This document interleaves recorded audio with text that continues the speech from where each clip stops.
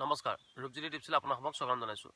আপোনালোকে যিহেতু কালি বহুতো কমেণ্ট কৰিছিলে মই যিখন পোষ্ট কৰিছিলোঁ আৰু আজি আমি সকলো প্ৰশ্নৰ উত্তৰৰ কথা পাতিম আৰু মোৰ নাম ৰূপজ্যোতি আৰু আপোনালোকে যদি মোৰ চেনেলটো চাই ভাল পাইছে তেন্তে চেনেলটো ছাবস্ক্ৰাইব কৰি বেলটো বজাই ল'ব।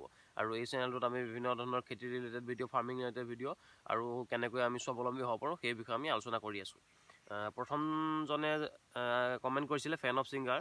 দাদা কিছুদিনৰ আগতে সুধিব দিয়াটো এনচাৰ দিলে নে নাই গমেই নাপালোঁ। দিয়া নাই মই, এইটো দিলে আপুনি নিশ্চয় গম পাব। আৰু ছেকেণ্ড কমেণ্ট কৰিছিলে মোহন চহৰীয়াই। ৰূপজ্যোতি ডাঙৰীয়া ভিডিঅ'টো এৰি দিয়ক, চাবলৈ মন গৈছে। নিশ্চয় পাই যাব এতিয়া।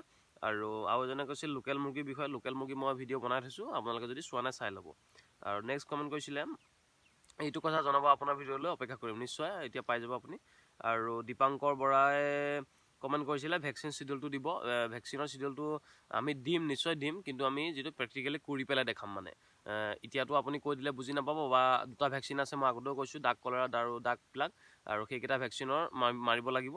আৰু আমি যেতিয়া ভেকচিন মাৰিম, পোৱালিখিনি আমাৰ পোৱালি আহি আছে, তেতিয়া আপোনাক ধুনীয়াকৈ আমি দেখাই দিম কেনেকৈ কি কৰিব লাগে। ছটা হৃদিয়ে কমেণ্ট কৰিছিলে পোৱালিৰ দাম খৰচবিলাকক কৈ দিব। পোৱালিৰ দামটো মই আপোনালোকক আগতে জনাই থৈছোঁ আৰু সেই ভিডিঅ'টো আপুনি চাই ল'ব। আৰু যদি আপুনি পোৱালি ল'ব বিচাৰে তেন্তে মোলৈ কল কৰিব, মোৰ নাম্বাৰটো মই ওপৰতে দি দিম।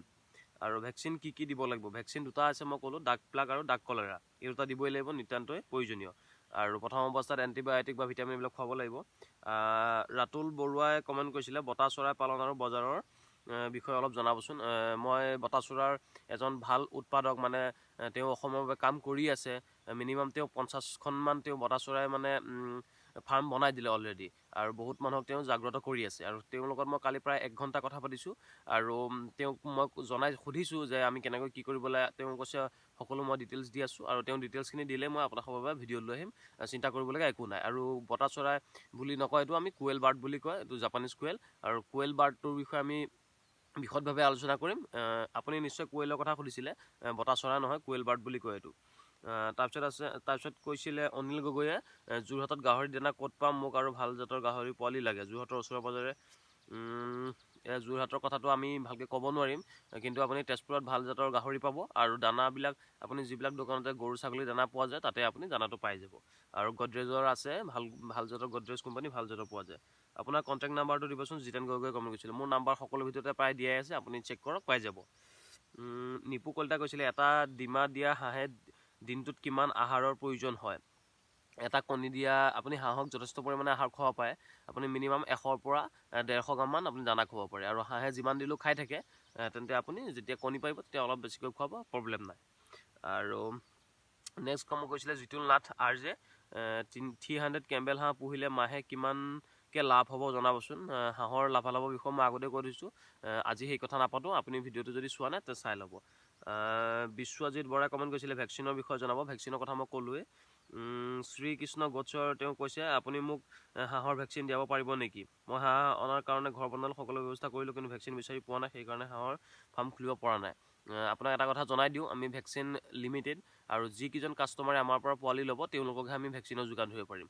আৰু বাকী চবকে যদি ভেকচিনৰ যোগান ধৰিব যাওঁ, তেনে আমাৰ কাষ্টমাৰখিনি ৰৈ যাব। আৰু কাষ্টমাৰখিনি যিহেতু আমি দায়িত্ব লৈছোঁ যে আমি পোৱালিখিনি বচাম আৰু পোৱালিখিনি আমি ভালকৈ প্ৰতিপালন কৰিম, কেনেকৈ কি কৰিব লাগে সকলো জনাম, সেইবাবে আমি কাষ্টমাৰখিনিকহে যিটো আমাৰ ভেকচিন আহিব সেইটো দিব পাৰিম। কাৰণ যিমানখিনি পোৱালি আমি অৰ্ডাৰ কৰিম, সিমানটো পোৱালি অৰ্ডাৰৰ মতেহে আমাক ভেকচিনটো দিব, তাতকৈ বেছি ভেকচিন আমাক নিদিয়ে। সেইবাবে আপুনি যদি আমাৰ পৰা পোৱালি লয় তেন্তে নিশ্চয় আপুনি ভেকচিনো লগতে পাব। আৰু ভেকচিনৰ পইচাটো এক্সট্ৰা হ'ব, সেইটো আপোনাক মই যেতিয়া আপুনি পোৱালি বুকিং কৰিব তেতিয়া আপোনাক জনাই দিম। পিংকু ৰাভাই কমেণ্ট কৰিছে দাদা হাঁহ পোৱালি পামনে? দানা কি দিব লাগে?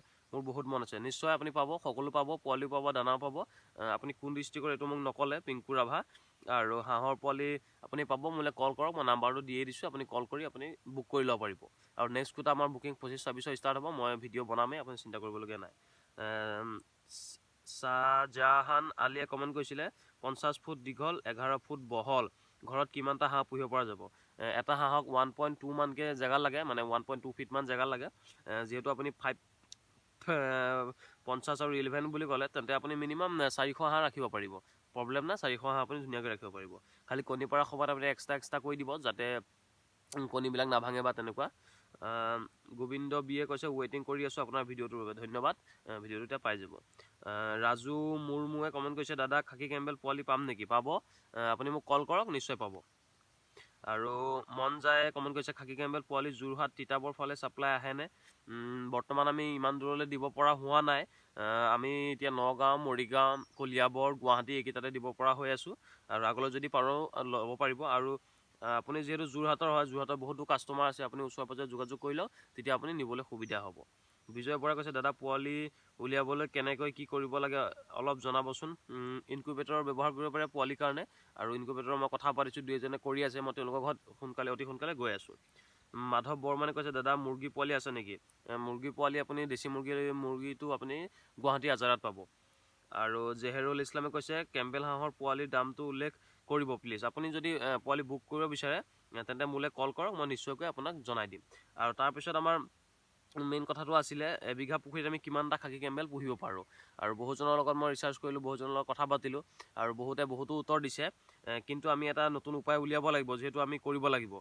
আৰু নতুন উপায়টো আমি এইদৰে উলিয়াইছোঁ, যদি আপুনি গোটেই দিনটো বা এনি টাইম আপুনি হাঁহখিনি পুখুৰীত ৰখাই থাকিব বিচাৰে, মানে নমাই ৰাখিব বিচাৰে, তেন্তে আপুনি অলপ কম পৰিমাণে হাঁহ এৰিব লাগিব, মানে কম পৰিমাণে হাঁহ আপুনি পুহিব লাগিব। আৰু এটা মই আপোনাক বুদ্ধি দি দিওঁ, যদি আপুনি ঘৰটো পুখুৰীৰ ওপৰত নবনায়, পাৰত বনায়, তেন্তে আপুনি যথেষ্ট পৰিমাণে হাঁহ ৰাখিব পাৰিব।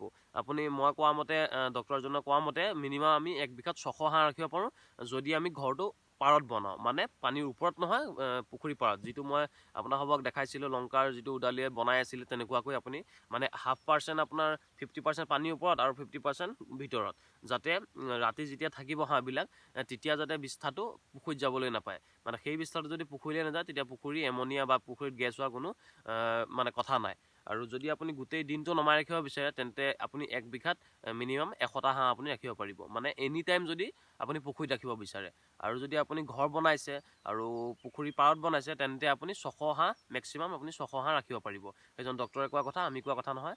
আৰু আপুনি যদি দৰং জিলাৰ যিজন কুশল ডেকা আছে, তেওঁৰ ফাৰ্মখন যদি আপুনি দেখিছে, গম পাব, তেওঁ বৰ ডাঙৰ পুখুৰী নহয়, কিন্তু তাতে তেওঁ 2500ৰ পৰা 2000ৰ পৰা 2500 হাঁহ তেওঁ ৰাখিছে ধুনীয়াকৈ। আৰু তেওঁৰ পৰাও আমি কিছু কথা শিকিছোঁ, সেইবাবে আপোনালোকক কৈছোঁ। আৰু আমি যদি দুই এজনে কমেণ্ট কৰিছিলে, 40ৰ পৰা 50টা পুহিব পাৰি। 1 বিঘা পুখুৰীত যদি আপুনি 40ৰ পৰা 50টা হাঁহ পোহে, আপোনাৰ কি লাভালাভ থাকিব? আৰু 40টা 50টা যিটো বিষ্ঠা উলিয়াব, সেই বিষ্ঠাটো 1000 বা 1200 মাছৰ কাৰণে চাফিচিয়েণ্ট হ'ব জানো? সেই কথাটো আপুনি নিজে ভাবি চাব। আৰু 40ৰ পৰা 50টা পালন কৰি 1 বিঘা মাটিত আমি কোনো ধৰণৰ লাভালাভ অৰ্জন কৰিব নোৱাৰিম, আৰু সেইটো কৰা আমাৰ কোনো লছ হ'ব। সেইটো কাৰণে আমি মিনিমাম আপুনি 200 হাঁহ আপুনি খুব ধুনীয়াকৈ পালন কৰিব পাৰিব। খালি আপুনি যদি বেছিকৈ পালন কৰিম বুলি ভাবে, মানে 600 বা 1000ও কৰিব পাৰিব, খালি আপুনি ঘৰটো পাৰত বনাব লাগিব, পুখুৰীৰ ওপৰত নহয়, পাৰত বনাব লাগিব। আৰু যেতিয়া আপুনি গম পাব যে পুখুৰীত বেছি পৰিমাণৰ সাৰ হৈ গৈছে, গেছৰ সৃষ্টি হ'ব পাৰে, তেতিয়া আপুনি হাঁহখিনি পুখুৰীত নামিব নিদিব কেইদিনমান, ইমান প্ৰব্লেম নাই। আৰু ছাইডত আপুনি অলপ জেগা ৰাখি দিব, মুকলি জেগা, তাতে আপুনি হাঁহবিলাক ৰাখিব পাৰিব, নেট লগাই দিব। আৰু যিবিলাক বাংলাদেশৰ যিবিলাকে ফাৰ্মিং কৰি আছে, তেওঁলোকেতো সৰু সৰু পুখুৰীতে 2000-2500 হাঁহ পালন কৰি আছে।